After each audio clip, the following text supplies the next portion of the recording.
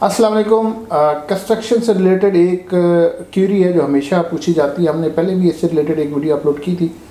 वो ये कि हमारे कस्टमर जानना चाहते हैं कि जब प्लॉट की पोजेसन हो जाती है उसके बाद कंस्ट्रक्शन के लिए क्या प्रोसेस है, उसमें कितना टाइम लगता है, कितने उसके चार्जेस हैं, किन किन प्रोसेस से गुजरना पड़ता है, कौन कौन से डिपार्टमेंट्स इसमें इन्वॉल्व होते हैं। तो आज इंशाल्लाह हम कोशिश करेंगे ये पूरे प्रोसेस को डिटेल में डिस्कस कर लेते हैं। देखिए, जब आपके पास प्लॉट की पोजीशन आ जाती है, आपके हाथ में अलॉटमेंट लेटर आ जाता है, उसके बाद आप इस अहल हैं कि आप अपने प्लॉट के ड्राइंग अप्रूवल के प्रोसेस में एंटर हो सकते हैं। जब तक आपके पास अलॉटमेंट लेटर नहीं होता या पोजीशन नहीं होते तब तक आप ड्राइंग अप्रूवल के फेज़ में नहीं जा सकते। कुछ दोस्तों ने जब प्लॉट ट्रांसफ़र करवाते हैं तो उनकी कोशिश ये होती है कि प्लॉट ट्रांसफ़र हुआ तो फ़ौरन हम लोग पीएनडी में जाके फ़ीस डिपॉज़िट कराएं और इस प्रोसेस को स्टार्ट कर लें। तो पीएनडी डिपार्टमेंट वाले इस प्रोसेस को नहीं मान रहे थे। जब तक आपका पोजेसन वाला प्लॉट आपने परचेज़ किया हुआ है इवन, तो वो जब तक ट्रांसफ़र होके उसकी फ़ाइल आपके हाथ में नहीं आ जाती, जो 15 दिन बाद मिलता है ट्रांसफ़र लेटर या फ़ाइल मिलती है, अलॉटमेंट लेटर मिलता है, जब तक वो नहीं आ जाता तब तक पीएनडी वाले डिपार्टमेंट वाले इस प्रोसेस को ड्राइंग अप्रूवल के प्रोसेस को स्टार्ट नहीं करते। अच्छा, जब आपके हाथ में अलॉटमेंट लेटर होता है उसके बाद क्या क्या प्रोसेस है। सबसे पहले आपको डिज़ाइन फ़ीस पे करना होती है। पीएनडी डिपार्टमेंट में जाके डिज़ाइन फ़ीस पे करते हैं। जब फ़ीस पे करते हैं तब प्रोसेस शुरू होते हैं। डिज़ाइन फ़ीस करने के बाद पैरेलली 2-3 प्रोसेस शुरू होते हैं। पहला प्रोसेस तो ये है कि आप अपनी आर्किटेक्चरल ड्राइंग के लिए पीएनडी डिपार्टमेंट में एक स्केच बना के देते हैं कि हमारा जो विला है हम वो इस तरह चाहते हैं, इतने हम लोग बेड चाहते हैं, ये वाशरूम चाहते हैं, और वो पीएनडी डिपार्टमेंट वाले उसको अपने एसओपीज़ के अकॉर्डिंग आपके लिए आर्किटेक्चरल ड्राइंग बनाना शुरू कर देते हैं। सेकेंडली, पैरेलली इसी के आपको प्लॉट की डिमार्केशन के लिए अलाउ कर दिया जाता है। आप मेंटेनेंस डिपार्टमेंट में जाते हैं और उनको जो पीएनडी की फ़ीस है, पे किया हुआ लेटर है, और पीएनडी वाले इसके ऊपर लिख देते हैं डिमार्केशन के लिए, वो आप उनको सबमिट करवाते हैं कि हमारे प्लॉट की डिमार्केशन कर दी जाए। जब प्लॉट की डिमार्केशन होती है तो वो फ़ौरन नहीं कर दी जाती, उसके लिए 2-4 दिन, हफ्ता, जैसे आजकल वर्कलोड बहुत ज़्यादा है, हफ्ता 10 दिन का वो टाइम देते हैं। जिस वक्त आपके प्लॉट के ऊपर डिमार्केशन हो जाती है, इसको हम कच्ची डिमार्केशन बोलते हैं, क्योंकि ये सिर्फ आपको 4 कोनों के निशान लगा के देते हैं आपके प्लॉट के ऊपर। तो ये कच्ची डिमार्केशन क्यों करते हैं? क्योंकि यहाँ आपको सॉइल टेस्ट करवाना होता है, क्योंकि वो प्लॉट्स की लाइन में वैसे तो आपको नहीं पता चल सकता कि एग्जैक्टली कौन सी लोकेशन का आपका प्लॉट है, इसलिए आपको वो डिमार्केशन देते हैं for the purpose of soil test. जब आपके पास डिमार्केशन हो जाती है तो फिर आप सॉइल टेस्ट करवाते हैं। अब जब सॉइल टेस्ट हो जाता है और पैरेलली आपकी पीएनडी डिपार्टमेंट में आर्किटेक्चरल ड्राइंग पे काम हो रहा होता है। अब आर्किटेक्चरल ड्राइंग जो है बेसिकली वो जो बेसिक लेआउट है और आपकी विला का जो फ्रंट एलिवेशन है उस पर काम हो रहा होता है। अच्छा, जो आर्किटेक्चरल ड्राइंग वो ऐसे नहीं कि आपने एक दफ़ा उनको बता दी तो बस वो कंप्लीट हो गया, और नहीं, उसके लिए आपको 2-3 दफ़ा 4 दफ़ा उनसे मिलना पड़ता है, क्योंकि जो आपने स्केच दिया होता है 90% चांसेस ये है कि उसमें काफ़ी रद्द-बदल होती है, उसमें चेंज होती है, क्योंकि आपने एसओपीज़ के अकॉर्डिंग देखते हैं। फिर जो वो अपने एसओपीज़ के अकॉर्डिंग स्केच बनाते हैं उसमें 1-2 ऑप्शन देते हैं आपको कि आपने जो स्केच हमें बना के दिया है उसमें ये चेंजेस हो सकती हैं। फिर आप उसको स्टडी करते हैं, ज़ाहिर है आपका घर है, विला है, आप अपनी फैमिली से डिस्कस करते हैं, उसको देखते हैं, फिर जो ऑप्शन वो देते हैं उसको एक्सेप्ट करते हैं या उससे मिलती जुलती कोई और ऑप्शन करते हैं। तो मतलब ये कि 2-3-4 दफ़ा की आपकी डिस्कशन कॉरस्पॉन्डेंस होती है पीएन डिपार्टमेंट के साथ आर्किटेक्चरल ड्राइंग की कंप्लीशन के लिए। जब आर्किटेक्चरल ड्राइंग आप फाइनल कर लेते हैं, सपोज उस पर 10 दिन लगते हैं, तो 10 दिन तक आपका इधर डिमार्केशन और उसके बाद सॉइल टेस्ट की रिपोर्ट भी तैयार हो जाती। सॉइल टेस्ट जो है वो 1 दिन लगता है उसकी वहाँ पे सैंपल लेने के लिए, अगर 125 गज की बात करते हैं। जब बड़े प्लॉट होते हैं तो वहाँ ज़ाहिर कहीं 2 और कहीं 3 बोर होते हैं, तो उस पर 2 दिन भी लग सकते हैं। अगर 2 दिन लगते हैं तो 2 से 3 दिन रिपोर्ट पे लग जाते हैं। तो इन अदर वर्ड्स 5 दिन का टाइम लगता है आपको सॉइल टेस्ट का रिपोर्ट आने तक का। 5 से 7 दिन अगर आपको डिमार्केशन वाले ले लेते हैं तो 10 दिन का ये प्रोसेस है, और तकरीबन 10 से 12 दिन 15 दिन आपके आर्किटेक्चरल ड्राइंग पे लग जाते हैं। जब ये तीनों चीज़ें हो जाती हैं, डिमार्केशन, उसके बाद सॉइल टेस्ट की रिपोर्ट और आर्किटेक्चरल ड्राइंग ओके हो जाती है, देन आप इस प्रोसेस इन दोनों ड्राइंग को, सॉइल टेस्ट रिपोर्ट को और आर्किटेक्चरल ड्राइंग को आप मूव फॉरवर्ड करते हैं towards structure engineer for structural drawing और फॉर एमईपी ड्राइंग। अब जो स्ट्रक्चर और एमईपी ड्राइंग है इसके लिए आपको आउटसोर्स किया जाता है, बहरिया आपको इसमें हेल्प आउट नहीं करता। लेकिन वो जो स्ट्रक्चर और MEP के इंजीनियर्स हैं या जो कंपनीज हैं वो बहरिया टाउन के पैनल पे हैं, 3-4 हैं, उनकी लिस्ट हमें मिल जाती है और हम उन्हीं से जाके ड्राइंग बनवा सकते हैं, किसी और से नहीं बनवाते। और वो ड्राइंग जब बनती है तो वो ज़ाहिर एक्सेप्ट भी होती है। अच्छा, स्ट्रक्चर और MEP वाले कितना टाइम लेते हैं? बेसिकली ये दोनों स्ट्रक्चर और MEP वाले तकरीबन हफ्ता से 10 दिन ले लेते हैं। तो हफ्ता और 10 दिन तकरीबन लगते हैं। तो on the basis of soil test report और आर्किटेक्चरल ड्राइंग स्ट्रक्चर ड्राइंग बनती है और अकॉर्डिंगली MEP ड्राइंग बनती है। तो जब 10 दिन बाद ये ड्राइंग दो कंप्लीट होती हैं तो दोबारा ये ड्राइंग वापस बहरिया टाउन हेड ऑफिस की तरफ भेजी जाती है। बहरिया हेड ऑफिस वाले दोबारा अपने SOP के अकॉर्डिंग इन ड्राइंग्स को चेक करते हैं और सॉइल टेस्ट रिपोर्ट और आर्किटेक्चरल ड्राइंग, स्ट्रक्चरल ड्राइंग और MEP ड्राइंग चारों को जब वो वेरीफाई कर लेते हैं, अगर वो ओके हैं तो फिर बहरिया टाउन इसके लिए NOC दे देता है, NOC फॉर कंस्ट्रक्शन। जब हमें NOC मिलता है तब हम दोबारा वही NOC लेके मेंटेनेंस डिपार्टमेंट में जाते हैं। मेंटेनेंस डिपार्टमेंट वाले दोबारा हमें डिमार्केशन देते हैं जिसे हम पक्की डिमार्केशन बोलते हैं।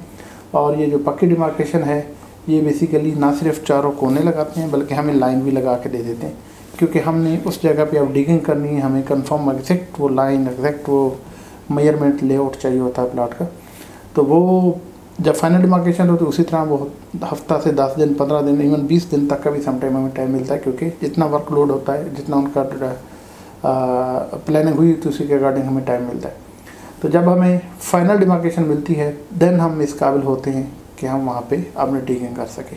तो ये जो प्रोसेस है, वैसे तो हफ्ता 10-10 दिन करके जैसे हमने गिने तो मेरे ख्याल से ये 4 से 6 हफ्ते बनते, लेकिन प्रैक्टिकली आजकल जितना रश है, जितना वर्कलोड है, तो ये 4 से 6 हफ्ते नहीं, ये 6 से 8 हफ्ते नॉर्मली लग रहे होते हैं, तकरीबन 2 महीने आप कह रहे हैं लग रहे होते हैं।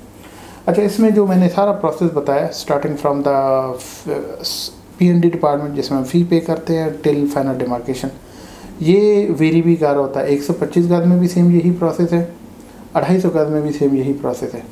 जब हम 500 गज पे जाते हैं तो 500 गज के बाद एक हमें ऑप्शन मिलती है कि अगर हम आर्किटेक्चरल ड्राइंग और जो फ्रंट एलिवेशन है रिक्वेस्ट करें बहरिया टाउन से, तो बहरिया टाउन हमें ये अलाउ कर देता है कि आप आर्किटेक्चरल और फ्रंट एलिवेशन कहीं आउटसोर्स भी कर सकते हैं, कहीं बाहर से बनवा सकते हैं। इवन फ्रंट एलिवेशन जो 5-6 ऑप्शन दी होती हैं उसके अलावा भी कोई डिज़ाइन करवा सकते हैं, लेकिन 500 गज के केस में ये स्पेशल रिक्वेस्ट पे हमें ये अप्रूवल मिलती है। तो ज़ाहिर है जब हम इस प्रोसेस को करते हैं तो इसमें हम बहरिया टाउन से आर्किटेक्चरल और फ्रंट एलिवेशन की डिज़ाइनिंग नहीं करवा रहे थे, वो भी हम आउटसोर्स करा रहे थे। अच्छा, इस काम के लिए बहरिया टाउन के पैनल के किसी इंजीनियर पे जाने की ज़रूरत नहीं है। आप अपने किसी भी प्राइवेट आर्किटेक्चरल जो भी आपका इंजीनियर है आर्किटेक्ट से डिज़ाइन करवा सकते हैं, लेकिन फिर ये प्रोसेस लेंदी हो जाता है, क्योंकि आपका जो आर्किटेक्ट है वो उसको डिज़ाइन करता है, फिर बहरिया टाउन में सबमिट होती है, बहरिया टाउन उसमें चेक करता है, उसमें फिर ज़ाहिर उसमें कुछ रद्दबदल होती है, तो जो मतलब 2 से 3 हफ्ते का काम है वो 4 से 6 हफ्तों में लग जाता है आर्किटेक्चरल ड्राइंग का। लेकिन बहरहाल ये एक ऑप्शन है। लेकिन जब हम 500 से बड़े प्लॉट की तरफ जाते हैं, सपोज 1000 स्क्वायर यार्ड के प्लॉट पे जाते हैं, तो फिर ये आर्किटेक्चरल ड्राइंग वाली जो फेज़ है या ये जो काम है ये बहरिया टाउन करता ही नहीं, आपको आउटसोर्स ही करवाना पड़ता है। उसमें फ्रंट एलिवेशन जो 4-5 ऑप्शन बहरिया टाउन की तरफ से आप वो भी ले सकते हैं और आप अपनी मर्ज़ी के भी फ्रंट एलिवेशन डिज़ाइन करवा सकते हैं। 500 स्क्वायर यार्ड के केस में आपको इस चीज़ की अप्रूवल लेनी पड़ती कि हम फ्रंट एलिवेशन अपनी मर्ज़ी का लें, लेकिन 1000 स्क्वायर यार्ड या उससे ऑनवर्ड जो प्लॉट्स हैं उसमें आपको अप्रूवल लेने की ज़रूरत नहीं, वो ऑलरेडी डिफाइन है कि आप अपनी मर्ज़ी का फ्रंट एलिवेशन बनवा सकते हैं। तो ज़ाहिर है फिर वही प्रोसेस उसमें आप आउटसोर्स अपने आर्किटेक्ट से करवाते हैं, तो ये प्रोसेस थोड़ा सा और लेंदी हो जाता है। लेकिन बहरहाल ये इस लिहाज से अच्छा भी है कि आप अपनी मर्ज़ी से फ्रंट एलिवेशन इसको डिज़ाइन करवा सकते हैं। तो मैं दोबारा एक दफ़ा इस पूरे प्रोसेस को, फ़र्स्ट ऑफ ऑल हमें P&D में फ़ीस जमा करवानी होती है, देन P&D डिपार्टमेंट हमें अलाउ करता है कि हम आर्किटेक्चरल ड्राइंग के लिए उनको अपना स्केच बना के दें, उस पर काम होता है। पैरेलली हमें डिमार्केशन के लिए अलाउ कर दिया जाता है और साथ में सॉइल टेस्ट के लिए। सॉइल टेस्ट जब की रिपोर्ट आती है और हम आर्किटेक्चरल ड्राइंग कंप्लीट करवा लेते हैं, फाइनल हो जाती है, तो यही 2 ड्राइंग्स जाती हैं स्ट्रक्चर इंजीनियर के पास और MEP के पास। स्ट्रक्चर और MEP ड्राइंग्स जब कंप्लीट होती हैं तो वापस दोबारा बहरिया टाउन के पास आते हैं। बहरिया टाउन इनको रीचेक करता है, SOPs के अकॉर्डिंग देखता है, अगर वो ओके हैं तो उनको कंपाइल करके हमें एनओसी दे देता है। और जब हमें एनओसी मिलता है दोबारा हम उसमें मेंटेनेंस डिपार्टमेंट में जाते हैं फॉर फाइनल डिमार्केशन। जब हमें फाइनल डिमार्केशन मिलती है तब हम सॉइल उसके लिए डिगिंग के लिए हम अहल हो जाते हैं। तो ये सारा प्रोसेस है और ये प्रोसेस ऐसा ही है। हमारे कुछ दोस्त समझते हैं कि जो सॉइल टेस्ट है सिर्फ वही ड्रेन अप्रूवल है, वही ड्रेन का प्रोसेस है। सॉइल टेस्ट बेसिकली एक पार्ट ऑफ हमारा ये एनओसी या ड्रेन अप्रूवल है। सॉइल टेस्ट सिर्फ हमें ज़रूरी होता है कि वो हमें लैंड की रिटेनिंग जो कैपेसिटी है वो बताए कि वो लैंड जो है वहाँ पे रॉकी है या वहाँ पे फील्ड एरिया है, खुदा न खास्ता नीचे कच्ची मिट्टी तो नहीं है कि हमें ऊपर स्ट्रक्चर बनाए तो उसको रिटेन कर भी सकते तो नहीं। तो बेसिकली ये स्ट्रक्चर इंजीनियर के लिए एक पार्ट ऑफ रिपोर्ट होता है। जो स्ट्रक्चर इंजीनियर है उसी की बेस पे इसको डिज़ाइन करता है।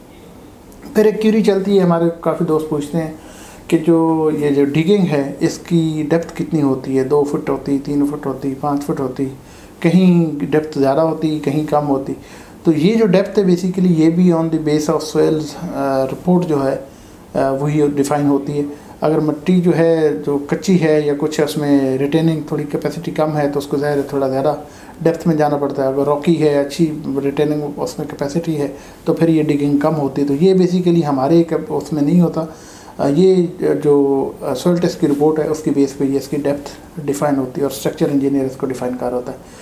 तो ये प्रोसेस जो है, इस प्रोसेस में कोई ऐसा स्टेप नहीं जिसको हम छोड़ सकते हैं या कोई ऐसा स्टेप नहीं जो इसकी तरतीब को चेंज कर सकते हैं। ऐसा नहीं हो सकता कि हम बाकी ड्राइंग अप्रूव करा लें, स्ट्रक्चर भी MEP और सॉइल टेस्ट बाद में करा लें, या खुदा ना खास्ता डिमार्केशन हम कराएं ना और सॉइल टेस्ट करा लें, क्योंकि डिमार्केशन के बगैर ये कैसे पता चलेगा कि हमारा एग्जैक्ट प्लॉट की लोकेशन कौन सी। तो ये जैसे जैसे मैंने स्टेप बताए हैं इनकी तरतीब भी यही है और इनका तरीक़ाकार भी यही है। हाँ, अलबत्ता एक चीज़ और है, हमारे दोस्त पूछते हैं कि इन सारी चीज़ों के रेट्स क्या हैं। तो हम कोशिश करते हैं स्क्रीन पे आपको पूरी रेट की एक लिस्ट भी शो करा देते हैं, वहाँ से भी आइडिया हो जाएगा। जनरली मैं आपको बता देता हूँ, जो मैं अभी आपको रेट बताऊँगा इसमें ये सारे रिपोर्ट्स PND की फ़ीस से लेके इसके बाद soil test, structural drawing, MEP drawing, ये सारे प्रोसेस की जो फीसेज हैं ये भी इसमें शामिल है। फिर ड्यूरिंग कंस्ट्रक्शन कुछ हमारे स्ट्रक्चर इंजीनियर के विज़िट होते हैं उनके चार्जेस हैं। ड्यूरिंग कंस्ट्रक्शन हमारे कुछ क्यूबिकल टेस्ट होते हैं, जो हमारे स्लैब डलती है या हमारी पोरिंग होती है पिलर की, सुपर कॉलम की, तो उनकी रिपोर्ट होती है, उनके भी कुछ चार्जेस हैं, वो भी इसमें शामिल हैं। और इसके बाद जब हम लोग कंप्लीशन सर्टिफिकेट लेते हैं उनके भी चार्जेस शामिल हैं। तो मैं कुछ आपको रेट्स बता देता हूँ। ये अगर हम 125 गज़ में जाते हैं तो ये तकरीबन 3.5 से 4 लाख के एक्सपेंसेस, ये कंप्लीट एक्सपेंसेस है। अगर हम लोग 250 गज़ के विला पे जाते हैं तो ये तकरीबन 7 लाख के एक्सपेंसेस हैं। अगर हम 500 गज़ पे जाते हैं तो यही तकरीबन 12 लाख के एक्सपेंसेस है, 10 से 12 लाख। और 1000 स्क्वायर यार्ड पे जाते हैं तो अराउंड 15 to 17 लाख के ये सारे एक्सपेंसेस है। थोड़ी बहुत वेरिएशन हो सकती है, हम डिटेल भी कोशिश करेंगे, आपके साथ पेपर वो शेयर कर लेंगे, आप उसको भी देख लीजिएगा। तो ये सारे प्रोसेसेस और ये सारी फीसें, ये सारे चार्जेस, जब हम कंस्ट्रक्शन कॉस्ट की बात कर रहे होते हैं कि इस विला की इतनी कंस्ट्रक्शन कॉस्ट है, तो कभी भी ये चार्जेस उसमें शामिल नहीं होते, क्योंकि ये एक अलग फेज़ है या अलग डिपार्टमेंट है। ड्राइंग अप्रूवल या NOC या ये चार्जेस अलग हैं, कभी भी आप इनको मिक्स नहीं कीजिएगा। जो रेट मार्केट में आ रहे होते हैं, आप और हम सभी जिनका कंसर्न है, जो विला बनवाने जा रहे हैं, जिन्होंने बनाना है, जिनका काम है, तो सारा इसको डिस्कस कर रहे होते हैं। तो कभी भी इनको मिक्स नहीं कीजिएगा। ये ड्राइंग अप्रूवल फीस के चार्जेस और इनका टाइम भी अलग होता है। अगर हम किसी का कंस्ट्रक्शन का टाइम देते हैं 6 महीने 8 महीने, तो उसमें ये ड्राइंग अप्रूवल का जो फेज़ है जिसमें 2 महीने 3 महीने, वो इसमें बिल्कुल शामिल नहीं होता। कंस्ट्रक्शन की जो टाइमिंग है वो स्टार्ट होती है डिगिंग से ऑनवर्ड। तो डिगिंग से ऑनवर्ड का टाइम भी होता है, डिगिंग से ऑनवर्ड की कॉस्टिंग भी होती है, डिगिंग से ऑनवर्ड टाइमलाइन और सारी कमिटमेंट होती है। ये जो है इसको आपको भी क्लियर होना चाहिए, हमें भी क्लियर होना चाहिए। ये फेज़ भी अलग है, ये काम भी अलग है और इसकी कॉस्टिंग भी अलग है। इंशाल्लाह टाइम टू टाइम हम आपकी क्वेरीज को रिस्पॉन्ड करते रहेंगे। Thank you.